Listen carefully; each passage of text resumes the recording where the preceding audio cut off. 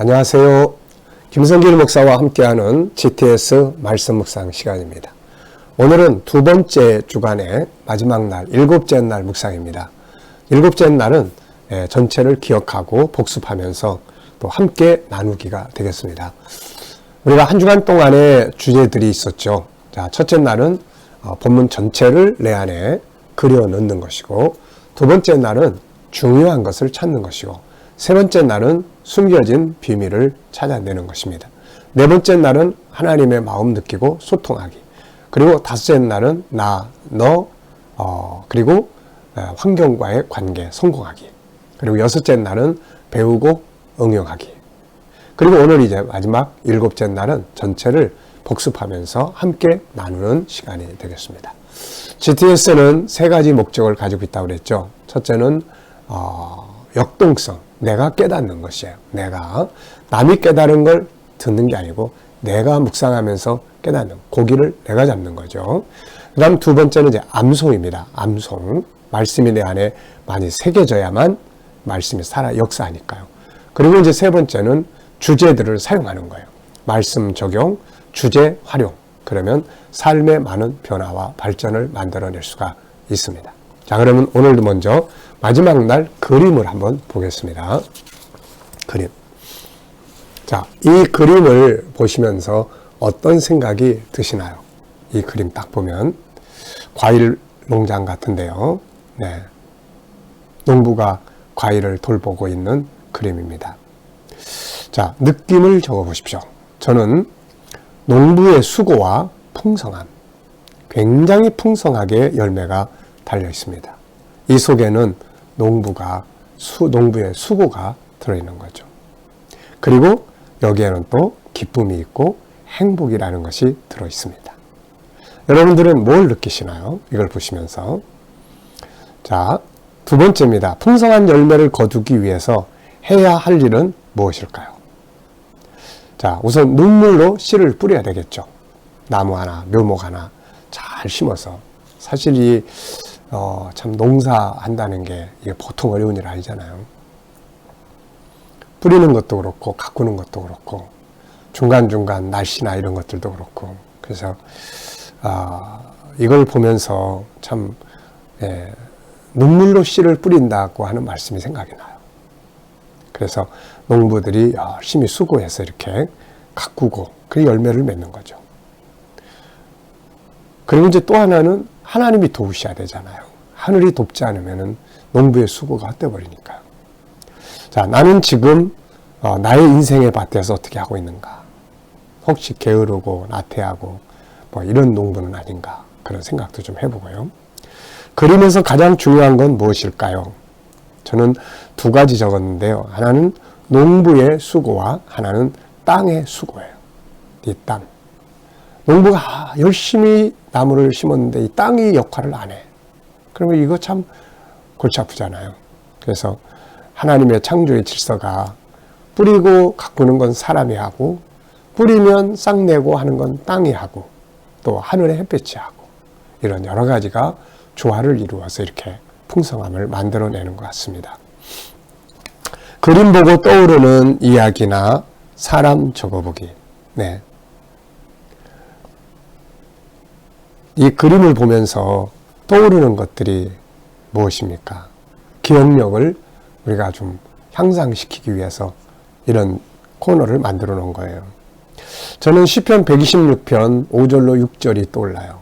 그게 뭐냐면은 눈물로 씨를 뿌리는 자가 기쁨으로 단을 거두리로다. 또 하나는 그 다음 시편이죠. 127편. 여호와께서 돕지 아니하시면 집을 짓는 자의 수고가 허사다. 하늘이 돕지 않으면 안 되는 거죠. 그래서 우리가 참 한편에서는 농부의 수고, 시편 126편, 한편에서는 하늘의 도우심, 하나님의 도우심, 이 두 개가 잘 이렇게 조화를 이룰 때 이렇게 풍성한 결실을 맺을 수가 있게 되는 거죠. 또 이걸 보면서 옛날에 기도원에 그 과일나무 심었던 때를 생각해보고 처음에 들어갔을 때 농사도 좀 지어보고 했는데 참 힘들더라고요. 그때 지금도 기억이 새롭습니다. 그때 농사하기 위해서 60만 원 들어갔는데 나중에 감자도 심고 옥수도 심고 고추도 심고 다 했는데 나중에 이제 팔아보니까 20만 원 나오더라고요. 그러니까 참 피땀을 위해서 수고하는 농부들의 수고가 참 얼마나 힘들고 어려운 건지를 느끼게 되더라고요. 자, 눈물로 씨를 뿌리고 열매를 거둔 사람들이 좀 떠올라요. 우리가 성경 속에서도 정말 눈물로 씨를 뿌린 사람들, 그리고 열매의 풍성히 거둔 사람들, 야곱이라든지 요셉이라든지 이런 사람들은 정말 힘들게 어렵게 노예로 가서 총리가 되기까지 그러는 거. 맨손으로 가가지고 2때나 이루기까지의 야곱의 수고. 네. 물리 속에는 하나님의 도우심이 있었죠. 자, 이 그림 상황이 있기 전과 후의 상황, 이것은 과거, 현재, 미래를 좀 생각해 보게 하는 코너예요. 자, 먼저 풍성한 열매를 가지고 있는 이 농장을 줬고요. 그 다음에 이제 이 다음 그림을 그린다면은 가족들의 행복이 그려지지 않을까. 이 앞에 있는 그림을 한편 그린다면은 씨 뿌리고 가꾸는 농부의 수고가 그려지지 않을까 하는 생각을 해봅니다. 우리 인생을 좀 살펴보도록 하기 위해서 만들어진 거니까요. 오늘의 내 모습을 가운데 두고 지금 이대로 산다면, 내가 이대로 날 관리한다면 5년 뒤, 10년 뒤 어떤 모습이 될까? 오늘 나의 모습이 있는 것은 지난 날에 내가 나를 준비해온 오늘의 결과물이에요. 그래서 참 중요합니다. 우리 아이들도 오늘을 중심으로 과거를 생각하고 미래를 예측해보게 만드는 이런 것이 아주 중요하죠. 자, 오늘도 본문 말씀 한번 다 같이 읽어보도록 하겠습니다.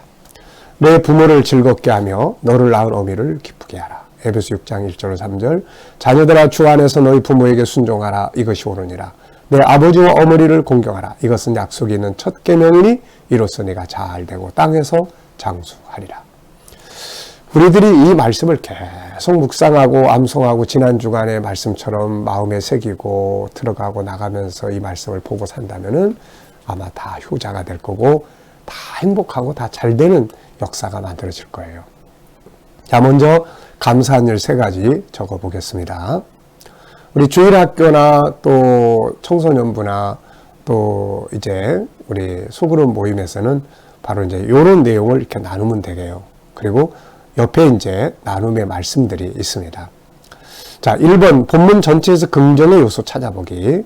본문을 보면은 아주 다 긍정적 단어가 굉장히 많아요. 희망을 주는 단어. 부모, 즐겁게, 기쁘게, 어머니, 아버지, 순종, 공경, 약속, 첫 계명, 잘되고, 장수하고 전부 다 긍정적 단어고 희망의 단어들이에요. 이렇게만 하면 인생은 아름답게 사는 거죠. 2번째입니다. 한 주간 묵상하면서 가장 기억에 남는 것. 세상에서 잘되고 장수하는 방법. 부모를 즐겁게 하고 기쁘게 하는 것. 자, 육신의 부모만이 아니라 우리가 부모 그러면 하늘 아버지도 생각을 하게 되죠. 그래서 하늘 아버지를 기쁘게 해야 된다. 자, 3번째는 이제 본문의 내용을 한번 설명해 보는 거예요. 본문의 내용이 무슨 내용입니까? 네. 부모를 공경하고, 부모를 즐겁게 하고, 기쁘게 하고, 순종하고, 공경해라. 이게 옳은 일이고, 하나님의 축복의 약속이 있는 계명이고, 잘되고 장수하는 길이다. 네, 이런 내용이죠. 자, 이제 본문을 암송해 보는 시간입니다.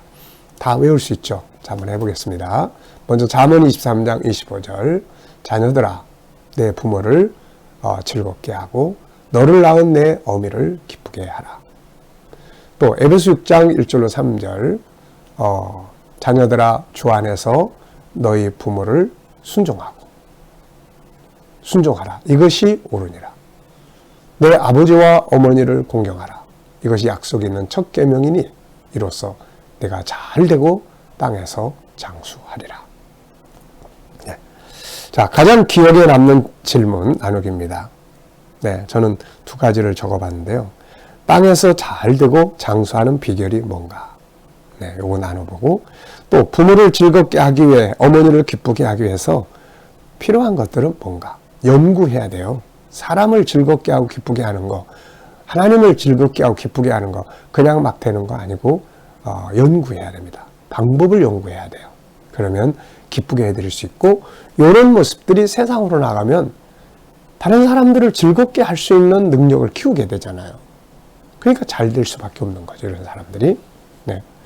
장사하는 사람이 부모님을 즐겁게 하고 기쁘게 하는 연습을 많이 했더니 현장에서 고객을 기쁘게 할 수가 있네. 고객을 즐겁게 할 수가 있어요. 그러니까 고객들이 즐거우니까 자꾸 오는 거예요. 그게 장사가 잘 되는 거죠. 잘 되니까 기분 좋고 스트레스 안 받으니까 장수하게 되는 거 아니겠습니까? 자, 이제 옆에 있는 내용들입니다. 요거 이제 소그룹 때 이렇게 나누시면 돼요. 자, 1번, 2번 나누시고 세 번째는 내용 정리입니다. 세 가지 이야기했습니다. 첫째, 가정의 소중함. 사람은 먼저 개인이 하나님의 지음을 받고 세상에 오죠. 그리고 다음에는 가정을 이룹니다. 가정은 일남일녀로 이루어지는 것이고 그 가운데 자녀들이 태어나 한 가정을 이루죠. 그래서 가정을 소중하게 여기며 자기 역할을 다해서 행복한 가정을 이룰 수 있도록 해야 합니다. 가정은 천국의 모형이에요. 가정은 하나님이 주신 참 좋은 선물입니다. 행복해야 돼요. 가정이 막 무너지고 파괴되고 그러면 인간이, 사람이 마음 둘 곳이 없어요. 집이 없어져 버리는 거니까요. 그래서 여러 가지 문제도 많고 어려운 일도 많지만 가정의 행복이라는 목표를 만들기 위해서 최선을 다하는 노력을 기울여야 합니다. 두 번째는 부모 공경의 중요성이에요. 부모는 자녀의 뿌리죠. 영적으로는 하나님이 우리 아버지시며 육적으로는 어머니 아버지가 존재의 근원입니다. 부모는 자식을 낳아 눈물과 수고로 양육하고 그 자녀는 또 부모가 됩니다. 그래서 자녀들은 마땅히 부모를 공경해야 하죠. 하나님은 부모를 고통스럽게 하는 자들을 심판하시며 반대로 부모를 공경하는 자들에게 복을 주신다고 하셨습니다. 부모를 즐겁게 하고 기쁘게 하기 위해서 연구할 수 있어야 돼요. 그러면 그런 훈련이 익숙해져서 밖에 나가서도 사회생활, 직장생활, 비즈니스 다 잘할 수 있어요. 그래서 즐겁게 하고 기쁘게 하라는 거예요. 또 부모를 순종하라는 거예요. 왜? 경험이 많기 때문에. 인생에 가진 경험을 누군가로부터 듣는다는 건 자기 인생의 큰 자산이에요. 그래서 순종해보라는 거예요. 그 다음에는 부모 공경해라. 공경한다는 게 뭐 하는 겁니까? 소통하는 거예요. 주거니 받거니. 그리고 부모가 하는 말씀을 듣고 순종하는 거죠. 그리고 씩씩하게 살아가는 거예요. 부모 앞에서 인생 못 살겠다고 막 이래버리면 안 돼요. 그럼 부모의 마음이 막 무너지는 거예요. 그리고 또 뭐합니까? 이제 내가 가진 것들을 부모를 잘 섬기는 거죠.